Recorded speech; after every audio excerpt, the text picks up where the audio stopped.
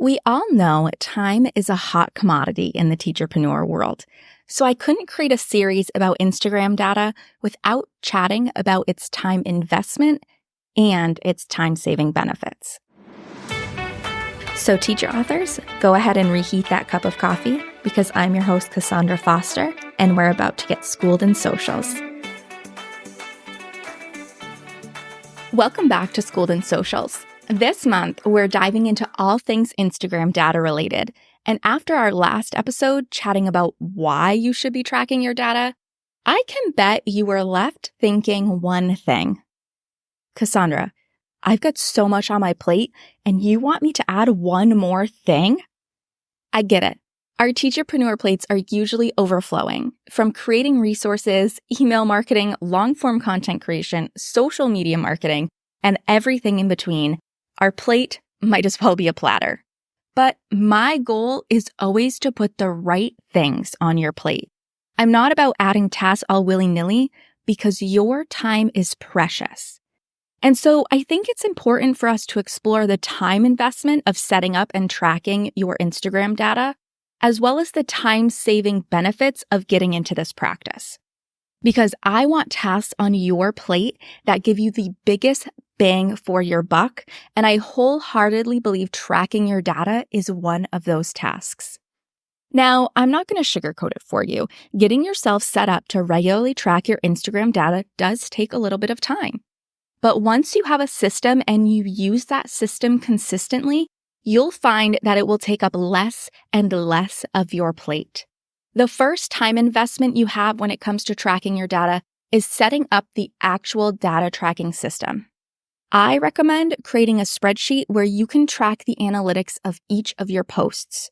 Your comfort level with spreadsheets and comfort level with Instagram Insights will determine how long this will take you to set up for your business. However, once it's set up, you can easily copy that spreadsheet for each month or each quarter and use it potentially forever, or at least until Instagram changes which insights we have access to. So it's hard for me to give you a specific timestamp on this step of the data tracking process, but there is one thing I do know, and it's that my new course, Post and Profit, includes a ready-made data tracking tool for you. So if you're someone who is extremely pressed for time or doesn't want to have to touch setting up a spreadsheet with a 10-foot pole, you can get this step easily completed for you.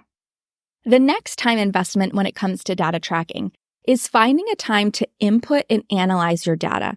For my clients, I track data each month, but you could also decide to track your data each quarter. To give you an idea, when I sit down to track my clients' data, I input the data from each post, analyze it, and create a report with my findings where I determine what kind of content we should be posting in the next month. And that whole process takes me around an hour. Once you have your data collection tool and are feeling comfortable using it, it truly doesn't take a ton of time to input your data. The piece that might take a little more time in the beginning is analyzing that data.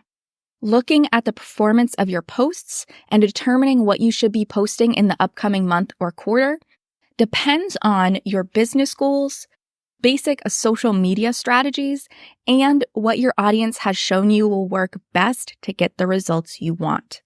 So, I would block out a larger chunk of time when you first begin this data tracking process, and then you can condense that time as you get more comfortable. Just like with all new things, Instagram data tracking will be a time investment, but that time investment will decrease over time and even help you save time with your social media marketing in the long run. There's no doubt if you've been around for a hot minute, you know the importance of analyzing your social media data to help you reach your big business goals. But if the thought of diving into that data on your own has been holding you back from the content clarity that it can bring, I've got your back. With my quarterly data analysis service, I'm here to be your data bestie right alongside of you, diving into your analytics and outlining a content plan so that you can take effective action. This way, you get all the benefits of having your eyes on your data to help make goals for the new year without having to take a course or wade through the numbers by yourself. It's time to tap into the magic of your social media data and you don't even have to add anything to your plate to do it. Just hop on the waitlist right now in the show notes. I know your future self will thank you.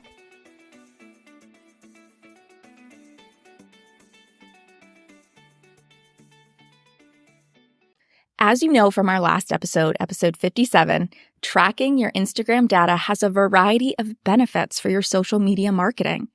And not only do those benefits help you reach your goals and increase your ROI, they also help you save time in the long run, which is the ultimate win-win in my opinion.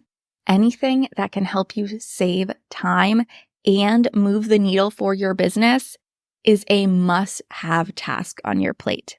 Having your data banked and analyzed is one of the best ways to cut down on the time it takes for you to create content for your page. When I analyze a client's data, I can easily determine what types of media we should be using the most. So, static posts, carousels, reels. What kind of information my client's audience likes to see on their feed. Are they into content that educates them or relates and connects with them or serves them up resources as solutions right now? What topics my client's audience is finding most helpful? So for example, are they finding content around IEP writing most helpful or content around behavior intervention? This helps take the guesswork out of what topics we should be covering each month. I can also make determinations on what times of day to schedule posts, what kind of CTAs I should be using in captions, and more. So truly, having your data and analyzing it cuts the content creation time down significantly. No more sitting at your desk trying to brainstorm post topics or getting lost on the Instagram rabbit hole scrolling for inspiration. You will have a clear picture of where you should go next, and that is invaluable. We know all things take time. And we can be weary of what we add to our already overflowing plates.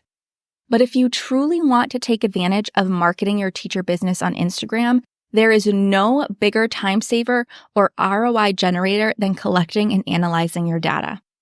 Sure, the initial setup for data collection will take some time, but you can cut down on the other end of the content creation process because you'll know exactly what you need to be creating to reach those big business goals. Now, don't forget, if this all still feels overwhelming or like too much, I'm here to help. I've created a whole easy-to-use course called Post and Profit specifically for teacherpreneurs like you to help make this process easier to understand and less time-consuming. If you want to know when the doors open, you can get on the waitlist right in the show notes. All right, cold coffee friends, thanks so much for listening. If you're loving getting schooled in socials, make sure to subscribe so you don't miss an episode. Also, I would love it if you left a review so that other teacher authors like you can start getting schooled in socials too. All right, I'll see you in the next episode.